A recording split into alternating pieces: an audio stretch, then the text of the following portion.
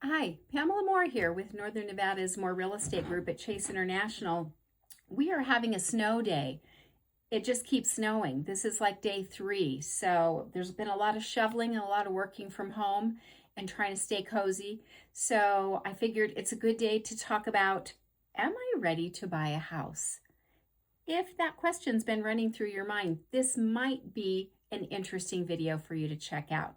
Have you ever noticed the longer you rent, the more buying a home starts to feel like some big mysterious milestone, like there's a day you're going to wake up and just boom, know that you're ready. Perfect credit, perfect savings, perfect timing. But those things don't exist. Here's the truth. Most homeowners, I know I am one of them, did not buy because everything was perfect. They bought because they finally had some clarity on what actually mattered for them. So today we are answering the question, am I ready to buy a house? And more importantly, how do you figure it out without dinging your credit, messing up your finances? If you're in your 30s or early 40s, you've probably had some of these experiences. Your rent continues to go up. Maybe you've moved 3 or 4 or 5 times in the last 10 years. You can afford your lifestyle, but saving feels really slow and hard. Your career feels more stable now, and so you keep wondering, should I be building equity instead of paying someone else's mortgage? But then your brain, that scary part, jumps in. Well, what if? What if I'm not ready? What if the market takes a nosedive right after I buy? What if I really can't afford it? These are totally normal fears. However, we can simplify it. You don't start with Zillow or any of the online platforms, and you don't even usually start with a lender. You start with a realtor. Most people accidentally do this backwards. They look at homes online, they fall in love, and they panic and they call a lender. Then they stress out, and it's a little bit risky doing that.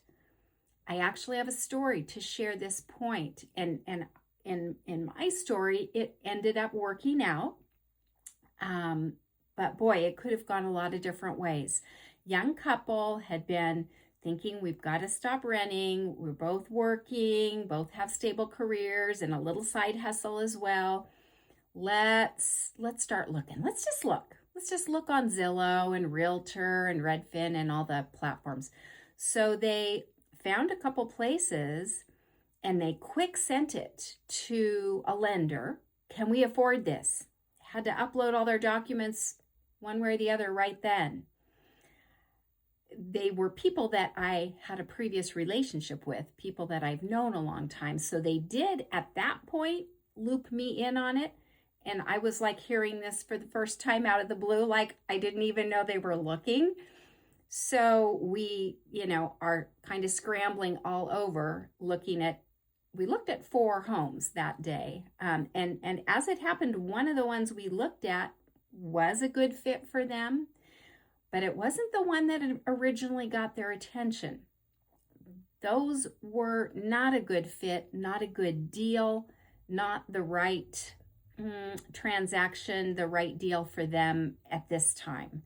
So we already had a relationship, so we had some rapport and they had some trust in my guidance, thankfully. And so I kind of talked them off of the panic. We better give them all our money right now and get this going and we're going to lose it. That wasn't the thing to do. And we did work it around and worked through it, and they did get a beautiful home that they're so happy with, and they've been fixing it up for a solid year. It's exciting. But that could have gone very differently. A good realtor isn't just there to sell you a house. A good realtor is there to answer some of those bigger questions. Is buying even smart for you right now? Before the numbers, before the credit checks, before you get pressured and have that panic going on. Your first conversation with a realtor, and really when you get to the lender as well, should feel more like strategy, not salesy. In that meeting, we look at what your lifestyle plans are. How long are you planning to stay in the area? If it's not at least 3 to 5 years, it's probably not the best idea to buy. What is your job stability? What are the costs renting versus owning? What are your savings habits? What is your comfort level with payments? And sometimes the honest answer we come up with is, am I ready? Maybe not yet. But we also can develop usually a plan of what you can do over the next 6 to 12 months so that then you are ready if it's the right time then. That's actually a win, because readiness isn't just a magical credit score, it's predictability. When your life becomes a little more predictable, home ownership becomes a little more safe, a little less risky. Now, once buying does make sense, that's when you want to bring in the lender. The lender's job is not to just approve you for the highest amount possible. Their job, the good ones anyway, is to protect your future self from financial regret. A pre-approval really should answer these 3 questions. What payment feels comfortable, not maximum, comfortable? Because home ownership isn't just a mortgage. You've also got repairs, insurance, utilities, maintenance. You want to still be able to go to dinner and take a vacation. And then second, how much cash will you actually need to bring to get the deal closed? Here's the biggest myth I hear. Oh, I need at least 20% down or it'll be terrible. Not necessarily. Many buyers put 3 to 5% down, depending on the loan, depending on the property, depending on the lender. The goal isn't zero money out of pocket. The goal is to keep that emergency fund intact, because that's important. Third, are there some quick improvements that you could make that might save you some money? Sometimes paying off a small credit card or just adjusting some accounts can change the interest rate you qualify for dramatically. A lender as well will help you build a strategy, not just run a report. So once you know your numbers, then something powerful happens. Buying becomes less emotional and becomes more mathematical. You're likely ready to buy if most of the following is true. You plan to stay at least 3 years. Your income is stable. You have savings without draining it for the purchase. Your rent equals or exceeds that potential mortgage. You would enjoy having more control over your living space, and you're tired of resets like deposits and moving and rent hikes. Notice what's not on my list. Perfect timing, perfect market, perfect interest rate. That's because they don't exist.